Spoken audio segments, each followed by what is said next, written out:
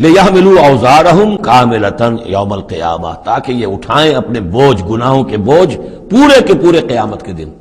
یعنی یہ جو ان کا دل جو ہے اس طریقے سے اس حق کی طرف مائل نہیں ہو رہا ہے، اس کا نتیجہ کیا نکلے گا کہ اپنے سارے گناہوں اور سرکشی کا پورا پورا بوجھ قیامت کے دن اٹھائیں، اور نہ صرف اپنے بوجھ اٹھائیں، وَمِنْ أَوْزَارِ الَّذِينَ يُضِلُّونَهُمْ بِغَيْرِ عِلْمٍ، اور ان لوگوں کے بوجھ بھی اٹھائیں جنہیں یہ گمراہ کر رہے ہیں۔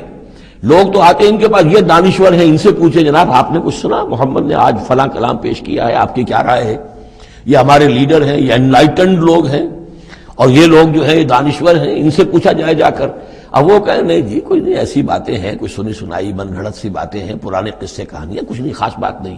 عام آدمی شاید ان کے اوپر اعتماد کرتے ہوئے پھر انہیں کی بات کو مان لے گا، تو گویا کہ اس کی گمراہی کا بھی ذریعہ یہ بن گئے۔ تو اپنی گمراہی کا بوجھ تو اٹھائیں گے ہی، وَمِنْ أَوْزَارِ الَّذِينَ يُضِلُّونَهُمْ بِغَيْرِ، جنہیں گمراہ کر رہے ہیں ان کے بوجھ بھی اٹھائیں گے۔